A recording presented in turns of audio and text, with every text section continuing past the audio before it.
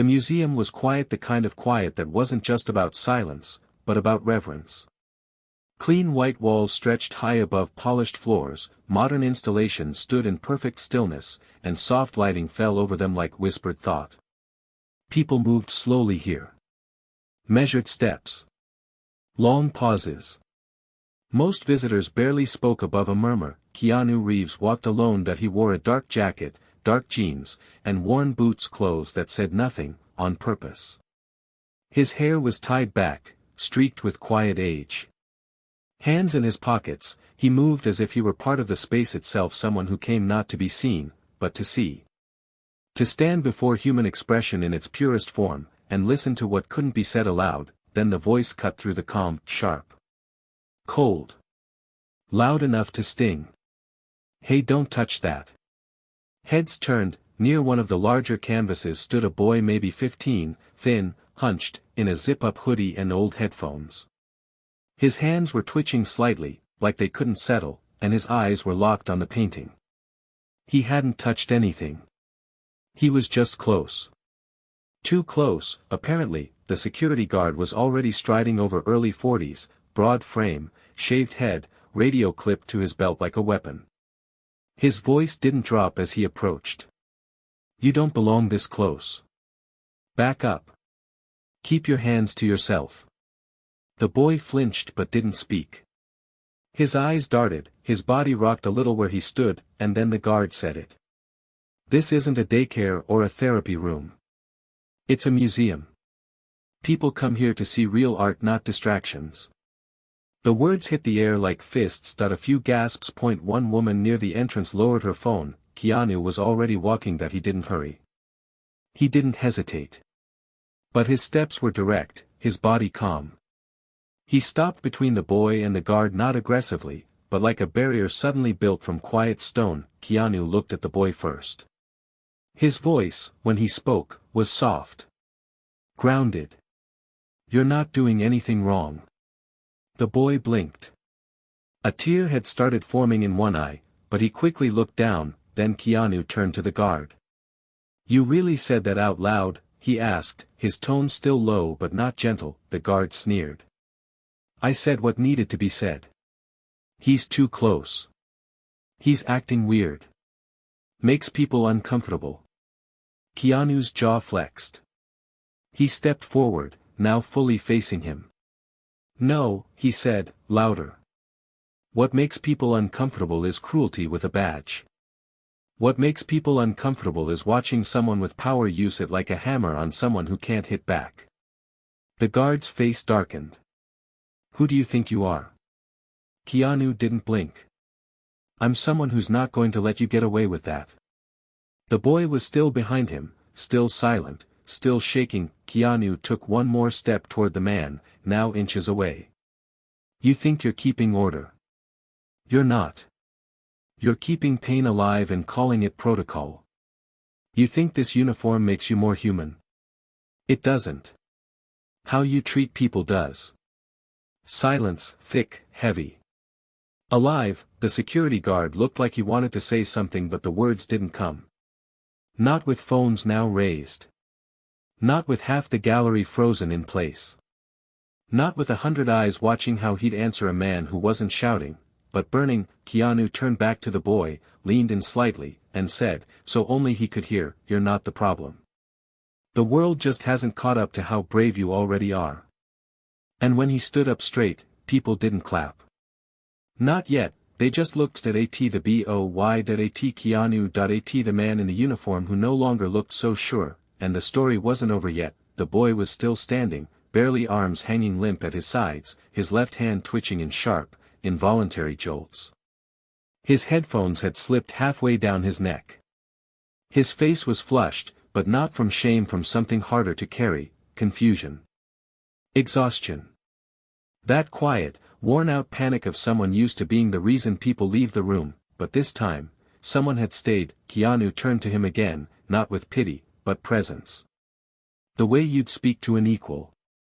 He gently adjusted the boy's headphones back over his ears and said in a voice just for him, you're safe now, okay? Let your body do what it needs. You don't owe anyone stillness. The boy didn't speak. But something in his shoulders loosened. Behind them, the security guard finally broke the silence. "You done grandstanding," he snapped. "You want to play hero, fine, but don't come in here acting like you know the rules." Keanu slowly turned back, facing him full on now. His eyes weren't angry. They were lit from somewhere deeper, a kind of furnace that burned quiet and slow. "I know the rules," he said. "I just don't worship them when they crush people." The guard folded his arms. "You don't understand the pressure we deal with. We don't have time to figure out what's wrong with every twitchy kid who wanders too close to the art. We're here to protect property." Keanu's tone changed. No longer calm.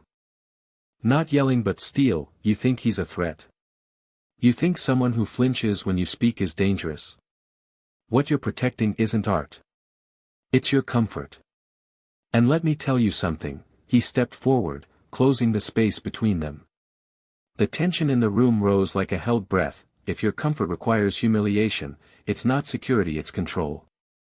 And if you need control over children to feel powerful, then maybe you've forgotten what any job is supposed to mean." The guard bristled. "You think you're better than me?" "No," Keanu said without hesitation. "I think I remember what it feels like to be powerless. And I think you've forgotten."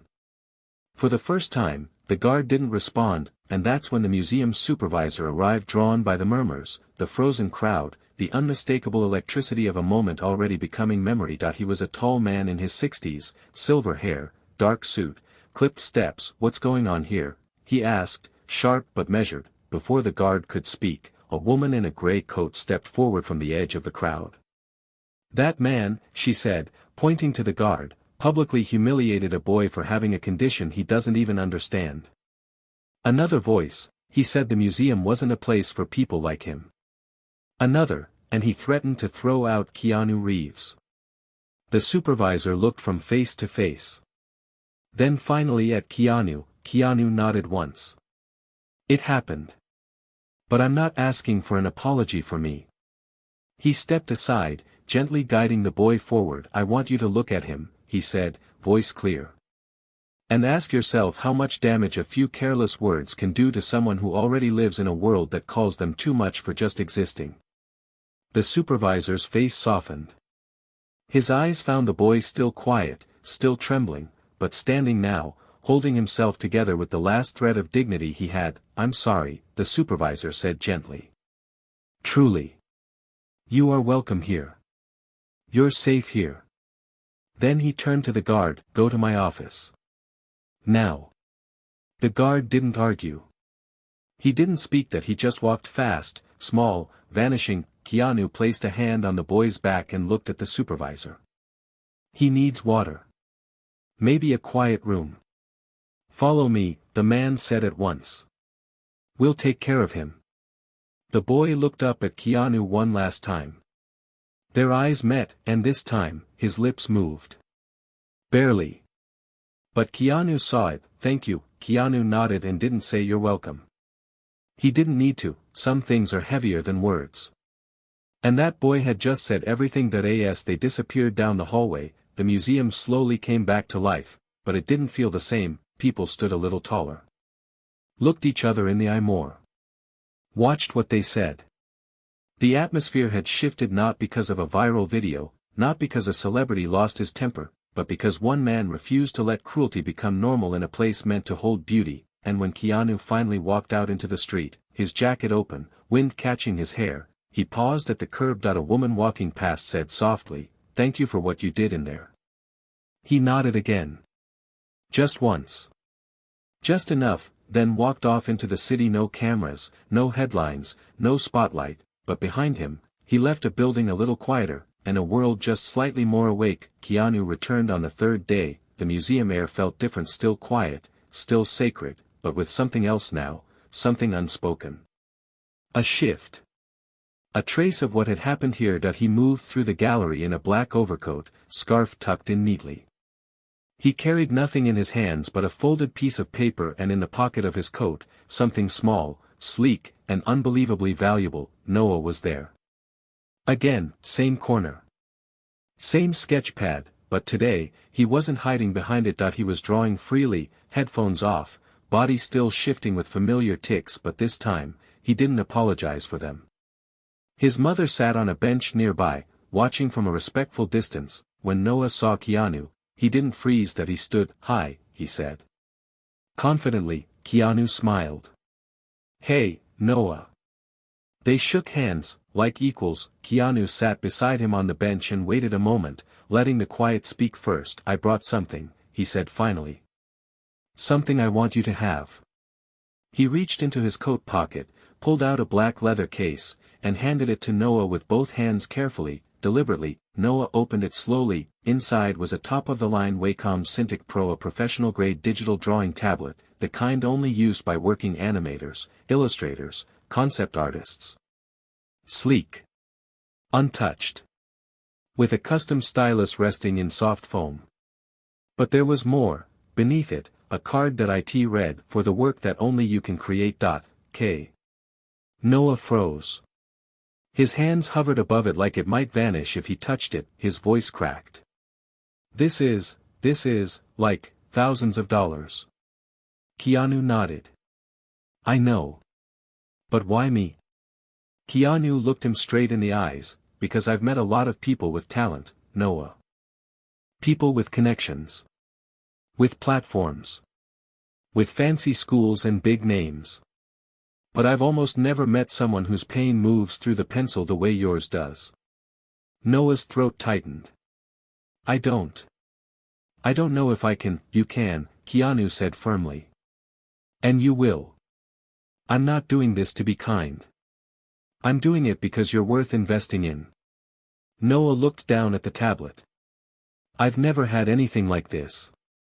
"You will now." Noah's mother approached, stunned. We can't accept something like that.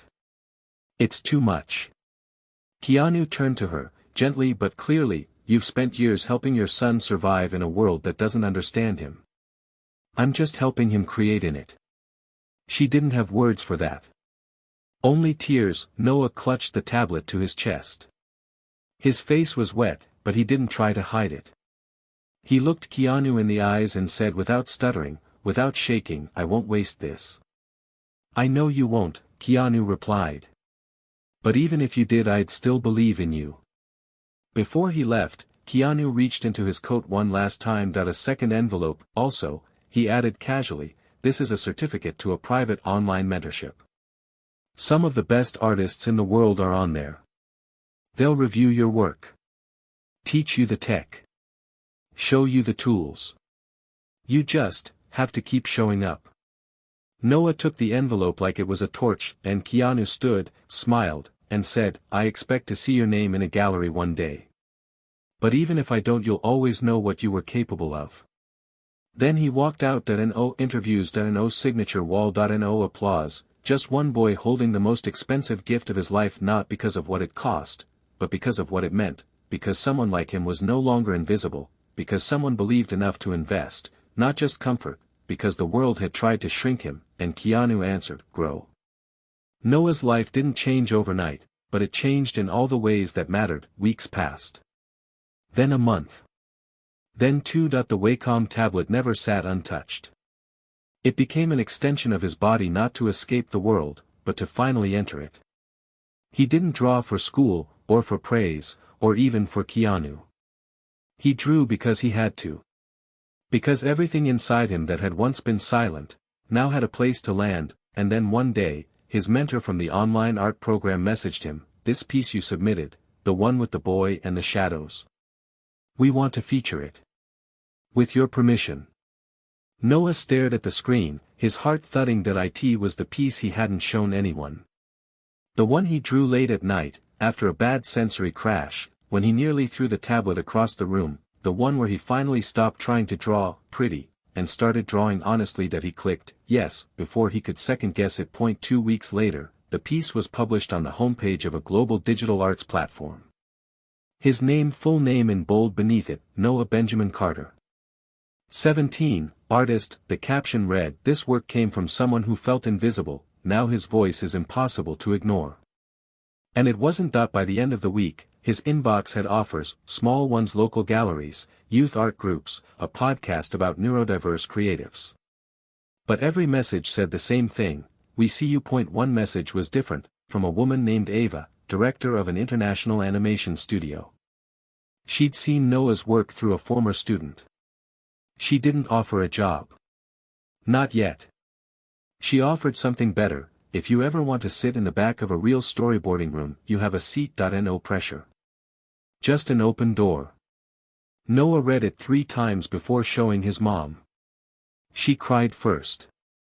He cried later alone, in his room, with the pen Keanu gave him clutched in his hand. He didn't know how to answer. So he did what he always did: he started drawing. That night, he created a new piece, this time not of himself, but of Keanu, not as a celebrity, not in a suit, but standing in that museum, arms slightly open, body between a boy and a wall, the word "enough" etched into the floor below him like a promise. Noah titled it "When Someone Stood Up."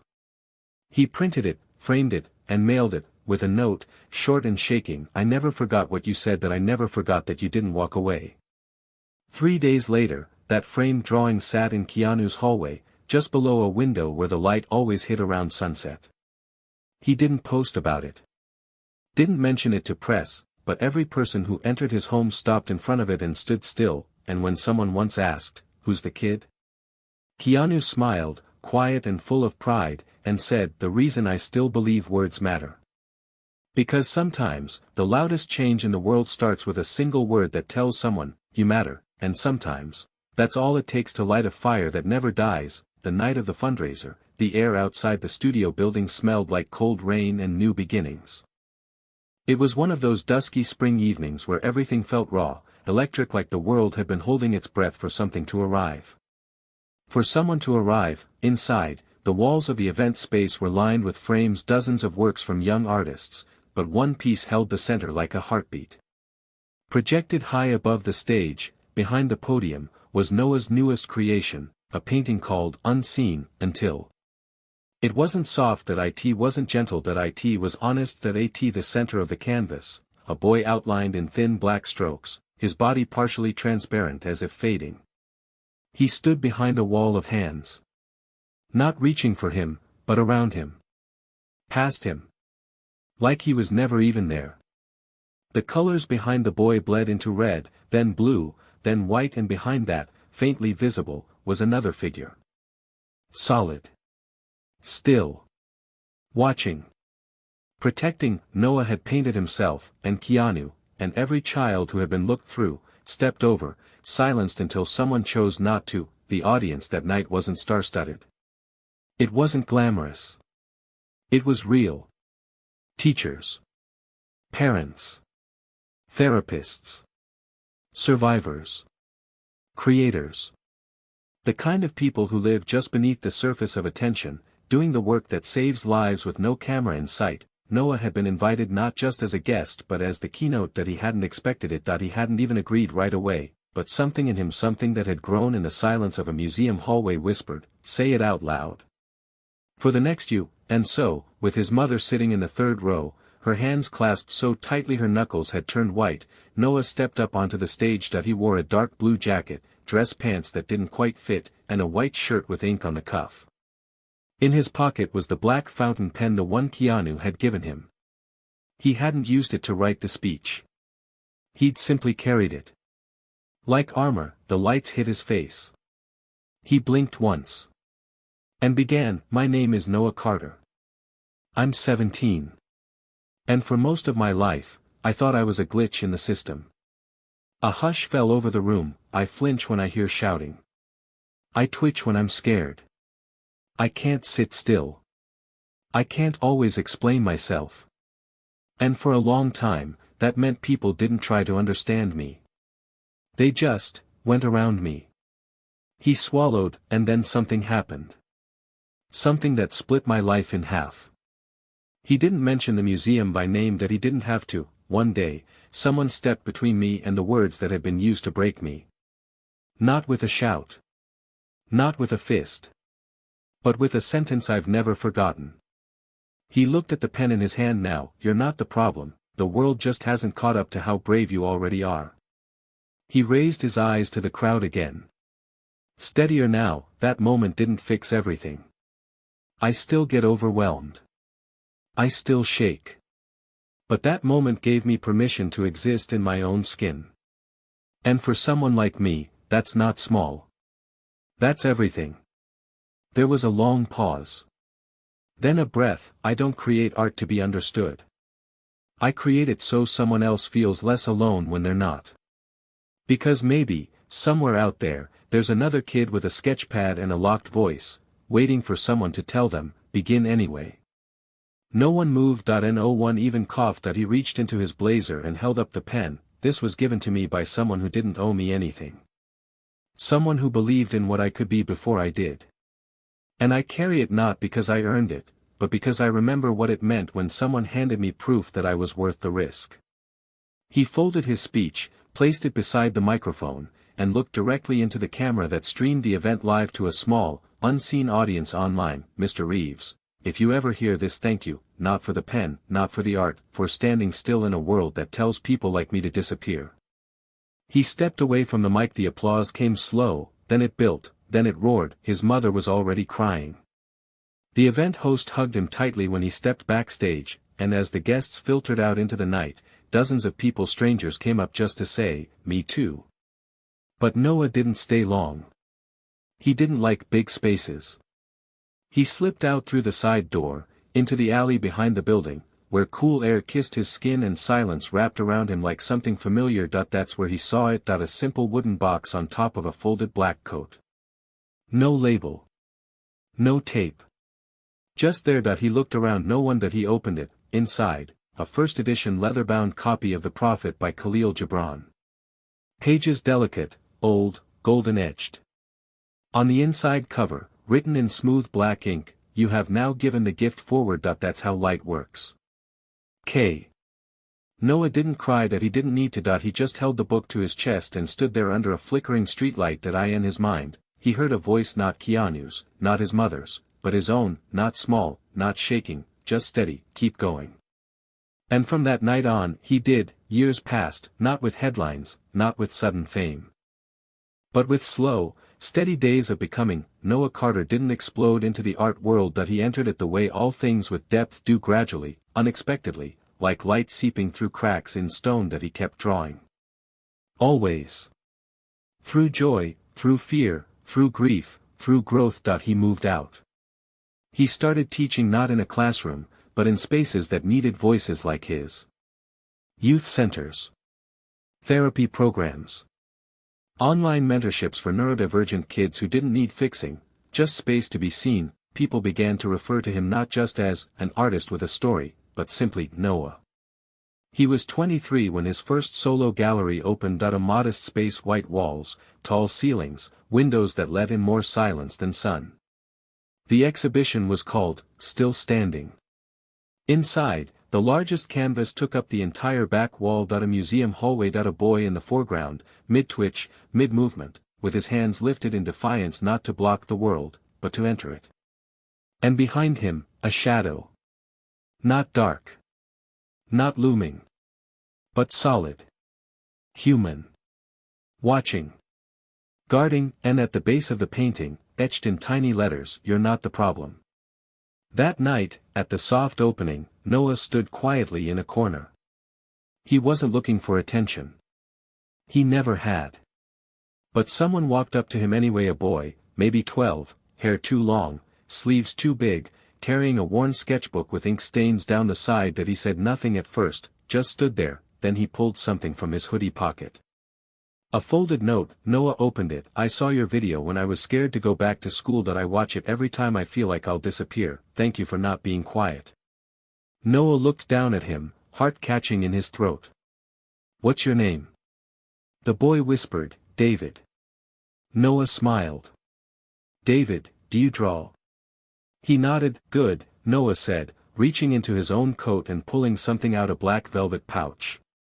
"Then you're going to need this." Inside was a pen. Not Keanu's, his own, sleek. Heavy. Marked with one word, "Begin." He handed it over, and the boy took it like it was made of light. No cameras. No applause, just two people. One starting.